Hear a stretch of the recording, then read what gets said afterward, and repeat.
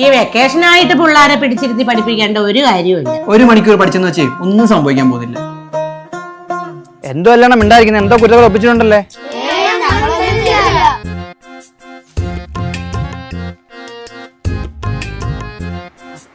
കൊള്ളാം, ഇരിക്കുന്നിടത്താണ് ഇതൊക്കെ പഴയ ട്രിക്കാ. നിങ്ങൾ 2K കിഡ്സിൽ പുതിയ സാധനം കൊണ്ടുപോടാ.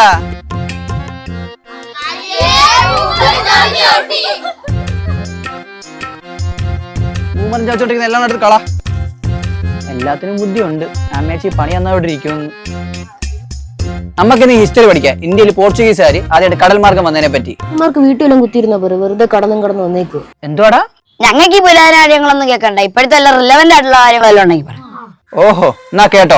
വിഴിഞ്ഞം ഇന്റർനാഷണൽ സീപോർട്ട്. ഇന്റർനാഷണൽ സീപോർട്ട് എന്നുള്ള കാഴ്ചപ്പാട് ആരംഭിക്കുന്നത് 2015 ഡിസംബർ 5 കേരള സർക്കാരുമായി ചേർന്ന് Adani group public private partnership model tender നേടുന്നു. ഒരു പൊളിറ്റിക്കലി ഡിഫറന്റ് ആയിട്ടുള്ള ഐഡിയോളജി. കരൺ അദാനി ഗ്രൂപ്പിന്റെ MD വിഴിഞ്ഞം പോർട്ടിന്റെ അടുത്ത ഘട്ടത്തിലേക്ക് 20,000 കോടി രൂപയുടെ നിക്ഷേപമാണ് പ്രഖ്യാപിച്ചിട്ടുള്ളത്. ഇത് സാധാരണ ഒരു പോർട്ടല്ല, സൗത്ത് ഏഷ്യയിലെ തന്നെ ഫസ്റ്റ് ഫുള്ളി ഓട്ടോമേറ്റഡ് ട്രാൻസ്ഷിപ്മെന്റ് ടെർമിനലാണ്.